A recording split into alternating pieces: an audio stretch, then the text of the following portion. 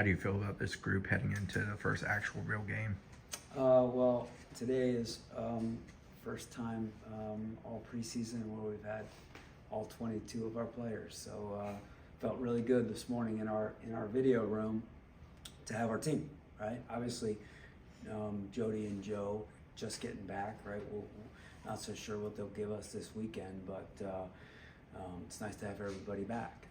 I think our game at UCF the other day was an unbelievable teaching day.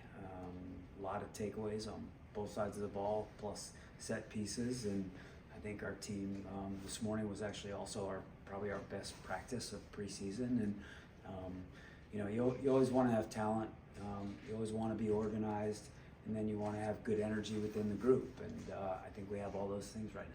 Following up on that, just how beneficial was it to go down to Orlando, have that play against a different team tactically, and get some girls who don't always get that starting 11 experience?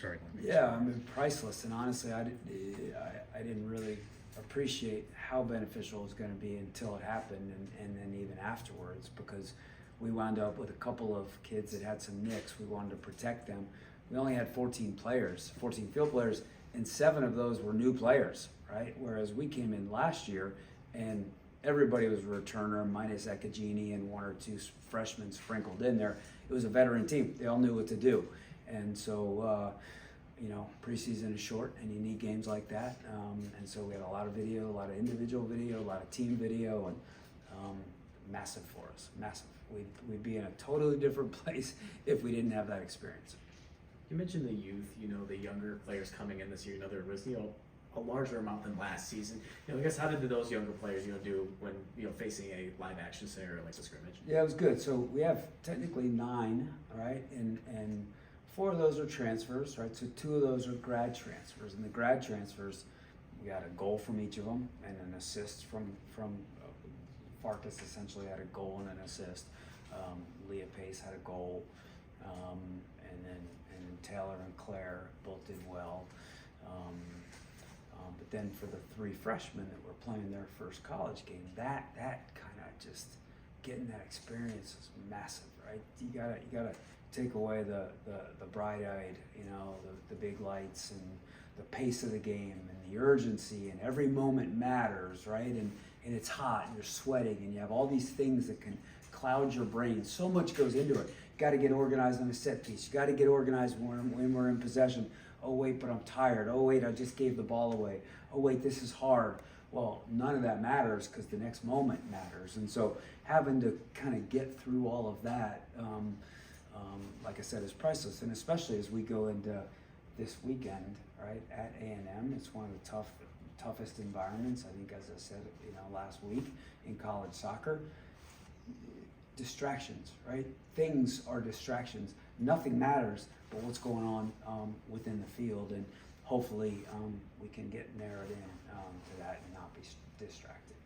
You mentioned the scrimmage was a big learning moment for you guys as well. Going into the environment, like you mentioned, at A&M and eventually TCU. Yeah. Where did you felt like you learned at UCF that you can use for the coming weekend? I think probably the 2 biggest takeaways are organization on our set pieces. Okay. Again, go back to last year, right? We had Jenna Niswander who was taking all of our set pieces, right? So we got to find people to take them now. And the kids who did a great job, right? Taylor Huff hit a couple good balls in, Maria Alagoa, Ron Ely, but more so on the defending end, right? Being in the right spots. We gave up a goal on a corner kick, right? Because we were in okay positions, but we didn't attack the ball the way we need to attack the ball. So set pieces, very big.